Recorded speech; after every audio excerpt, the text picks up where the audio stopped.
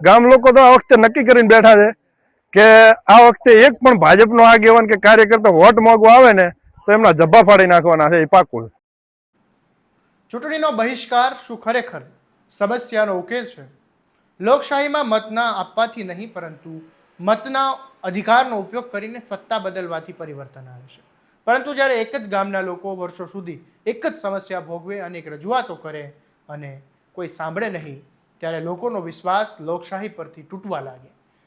વાવથરા જિલ્લાના ભાટવદર ગામમાં પણ હવે લોકો એવી જ નિરાશા સાથે ચૂંટણીની બહિષ્કારની ચીમકી ઉચ્ચારી રહ્યા છે. આખરે એવી શું પરિસ્થિતિ છે કે ગામ લોકોએ આ નિર્ણય લેવા મજબૂર બન્યા છે? આવો વિગતે વાત કરીએ આ અહેવાલમાં. નમસ્કાર, હું છું આસિફ કાદરી અને સ્વમાન સાથે તમારું સ્વાગત છે. વાવથરા જિલ્લાના વાવ તાલુકાનું જે ભાટવદર ગામ છે, જેમાં ભારે વરસાદ થયો. વરસાદ બંધ થયા અને લગભગ 10 દિવસથી વધુનો સમય વીતી ગયો હોવા છતાં લોકોની જે મુશ્કેલી છે તેમનો અંત નથી આવ્યો. ભાટવદરના ડેડવા ગામને જોડતો આશરે 1.5 થી 2 કિલોમીટરનો એક લાંબો મુખ્ય માર્ગ છે. એ હજુ પણ ઘૂંટણ સમાજે પાણી છે તેની અંદર ગરકાવ થઈ ગયો છે. આ માર્ગ સીમ વિસ્તારમાં રહેતા ખેડૂતો અને ગામ લોકો માટે જીવનદોરી સમાન છે. પરંતુ આજે એ જ માર્ગ લોકો માટે મોટી મુશ્કેલી બની ગયો છે. મહિલાઓ, વૃદ્ધો અને ખાસ કરીને શાળાએ જતા વિદ્યાર્થીઓ રોજ પાણીમાંથી પસાર થવા મજબૂર બન્યા છે.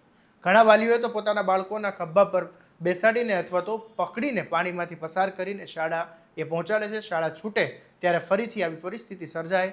વરસાદ બંધ થયો અને બાદ પણ આ પાણીનો નિકાલ ન થતાં લોકોનું જનજીવન હજુ પણ અસ્તવ્યસ્ત જોવા મળી રહ્યું છે. સ્થાનિકોના જણાવ્યા મુજબ આ સમસ્યા આજની નથી. વર્ષ 2015થી દર ચોમાસામાં આવી જ સ્થિતિ સર્જાય છે. જિલ્લા વહીવટીતંત્ર, માર્ગ મકાન વિભાગ અને ચૂંટાયેલા જનપ્રતિનિધિઓ સમક્ષ અનેક વખત આ જ સમસ્યાની રજૂઆત કરવામાં આવી છે, પરંતુ તેનો કાયમી કોઈ ઉકેલ આવ્યો નથી. ચૂંટણી સમયે વિકાસના મોટા મોટા વચનો આપવામાં આવે, વાયદા આપવામાં આવે, પરંતુ ચૂંટણી પૂરી થતાં જ ગામને ભૂલી જવાય, એવો પણ સ્થાનિકોનો આરોપ છે. શાળાના શિક્ષકો પણ હવે ચિંતિત છે. તેમનું કહેવું છે કે રસ્તો પાણીમાં ગરકાવ થયો હોવાથી વિદ્યાર્થીઓની હાજરીમાં પણ ઘટાડો થયો છે. ઘણા વિદ્યાર્થીઓ સમયસર શાળાએ પહોંચી શકતા નથી, જેના કારણે તેમના અભ્યાસ પર સીધી અસર પડી રહી છે. આ મામલે સરકારે શું કહ્યું એ સાંભળી લો. આજની તારીખમાં અમારા બાળકોનું ભવિષ્ય એકદમ પાણીની અંદર પડ્યું છે. કારણ કે ભારત દેશમાં જે ગુજરાતમાં કહે છે કે વિકાસની દ્રષ્ટિએ, શિક્ષણની દ્રષ્ટિએ બહુ આગવું ધરાવે છે, પણ હાલની તારીખમાં ભાટર ગામની અંદર જે ભાટવરથી ડેડાવા રોડ જાય છે, એ ડેડાવા રોડ ઉપર અત્યારે 3 થી 4 ફૂટ સમા પાણી ભરાઈ ગયા છે અને 2 થી 3 કિલોમીટરની રેન્જમાં પાણી ભરાઈ પડ્યું છે. સરકાર શ્રીને વારંવાર વિનંતી કરવા છતાંય 2015થી હજી સુધી આ પાણીનો કોઈ નિકાલ કર્યો નથી. પાણીનો આવરો બહુ થઈ શક્યો છે અને જે બાળકો ભણે છે, અથવા 50 થી 60 બાળકો જે અત્યારે અમે વાલીઓ જે 1-1 કલાક વહેલા તેડી અને 1-1 કલાકમાં વહેલા આવીને બેસીએ છીએ અને એ લોકોને ખભે કરીને જવું પડે છે. બહુ તકલીફ વેઠી રહ્યા છીએ. સરકાર શ્રી વારંવાર અત્યારે 30 વર્ષથી સરકાર છે, છતાંય હજી સુધી પાણીનો નિકાલ કંઈ કરતી નથી. તો વિનંતી છે કે આપ તાત્કાલિક ધોરણે પાણીનો નિકાલ કરવા વિનંતી. ભાટવર ગામમાં વરસાદી પાણી ભરાવાના કારણે ડેડાવા રોડ ઉપર જે ખેતરોમાંથી વિદ્યાર્થીઓ સ્કૂલમાં ભણવા આવે છે એમને ઘણી તકલીફ પડે છે. ગળાડૂબ પાણી વિદ્યાર્થીઓ માટે છે, એટલે વાલીઓને મૂકવા આવવું પડે છે. એટલે જો વાલી મૂકવા ના આવે તો વિદ્યાર્થીઓને શાળાનો અભ્યાસ બગડે એમ છે. શાળાના આચાર્ય તરીકે આપ કેટલી ગંભીરતાને ધ્યાને રાખીને અત્યારે વિદ્યાર્થીઓને મૂકવા પડે? અત્યારે શાળા છૂટી 5 વાગે એટલે વિદ્યાર્થીઓને ગામના જે રસ્તા ઉપર પાણી ભરાણું ત્યાં સુધી વાલીઓને સોંપવા માટે આવ્યા છીએ. સામે વાલી બધા તમે જોઈ શકો છો કે લેવા માટે આવ્યા છે. એમના વાલીઓને સોંપી અને અમે અમારી શિક્ષક તરીકેની ફરજ પૂરી કરીએ છીએ. જો આ વરસાદી પાણીના કારણે વિદ્યાર્થીઓના અભ્યાસ પર કેટલી અસર પડી? જો આવું ને આવું રહ્યું અને ચોમાસું આગળ બાકી છે, વધારે પાણી ભરાય તો વિદ્યાર્થીઓ શાળાએ આવી શકે એમ જ નથી. 50 થી વધુ વિદ્યાર્થીઓના અભ્યાસ ઉપર હાલ પણ અસર જોવા મળે છે અને આગળના સમય વધુ અસર થઈ શકે. સંખ્યામાં કેટલો ઘટાડો? સંખ્યામાં હાલથી 20 થી 25 વિદ્યાર્થીઓ તો શાળાએ આવતા બંધ થઈ ગયા છે અને જો આવનારા સમયમાં આવું નવું રહ્યું તો 50 થી વધારે વિદ્યાર્થીઓ ઉપર અસર થઈ શકે એમ છે. ભાટવર ગામની પરિસ્થિતિ છે આજે નહીં, 10 વર્ષથી આની યાદ બનતી આવે છે અને 30 વર્ષથી સરકાર છે, એટલે 10 વર્ષથી તો અમે વેઠીએ છીએ કે આ પરિસ્થિતિ થાય છે. 2015 થી કરી અહીંયા આ ડેડાવાથી ભાટવર ગામનો રોડ છે જોડતો, તો આ રોડ ઉપર 1 કિલોમીટર 3 થી 4 ફૂટ પાણી ભરાય છે.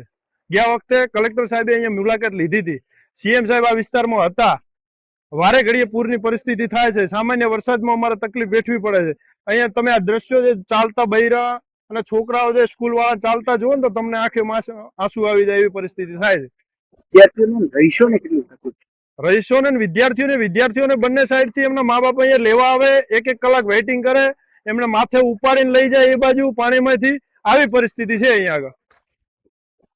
તમારા સ્થાનિક ધારાસભ્ય મંત્રી તરીકેની જવાબદારી કયા પ્રકારે રજૂઆતો કરી? રજૂઆતો મંત્રી ખુદ અત્યારે મંત્રી છે, ચાલુ ધારાસભ્ય હતા એ ટાઈમે અમે અહીંયા એમને કીધું હતું. અત્યારે પોતે મંત્રી છે, પણ મંત્રી કેવા પૂરતા મંત્રી છે, પોતે ખુદે અહીંયા આવીને સ્થાન મુલાકાત કરેલી છે. સ્થળ મુલાકાત ગયા વર્ષે કરી છે, આ વખતે તો દેખાડ્યા નથી.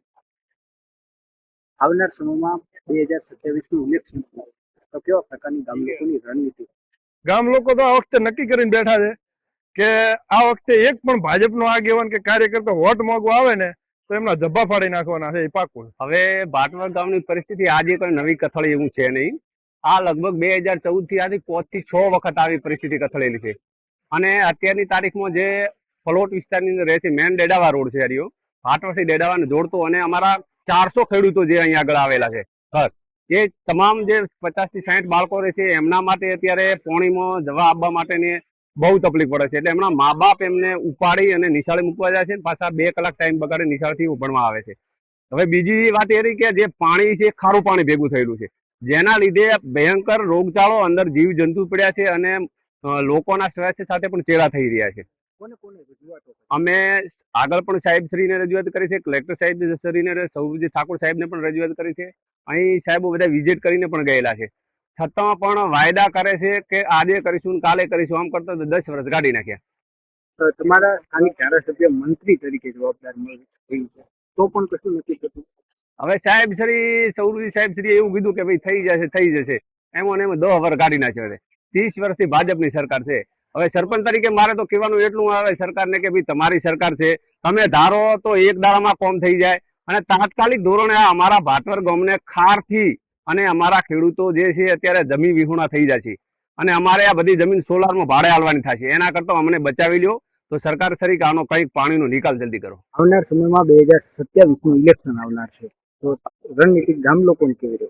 હવે જો આવું ના આવું પાણીનો કોઈ પણ નિકાલ કરશે ને ખોટા વાયદા કરશે તો સરકારનું અહીંયા આગળ ચૂંટણીનો બહિષ્કાર ચોખ્ખો કરવામાં આવશે.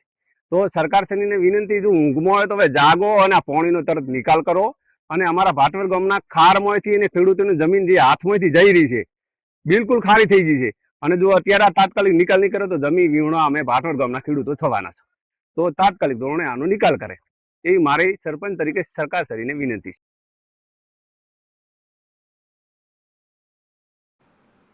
લાંબા સમયથી આ સમસ્યાનો ઉકેલ ના આવતા ગામ લોકોમાં ભારે રોષ જોવા મળી રહ્યો છે. સ્થાનિકોએ આવનારી ચૂંટણીનો બહિષ્કાર કરવાની ચીમકી ઉચ્ચારી છે.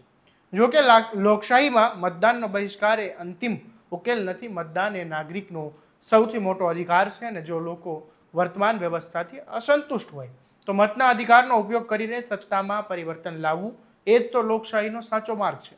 પ્રશ્ન માત્ર બહિષ્કારનો નથી, પરંતુ વર્ષોનો જે ઉકેલ છે ન મળતી સમસ્યા માટે થઈને જવાબદારી બનવાનો છે. હવે જોવાનું એ છે કે જિલ્લા તંત્ર અને જનપ્રતિનિધિઓ ભાટવદર ગામની વર્ષો જૂની આ જે સમસ્યા છે તેનો કાયમી ઉકેલ લાવે છે કે પછી ફરી એકવાર ગ્રામ લોકોને માત્ર આશ્વાસન જ મળે છે.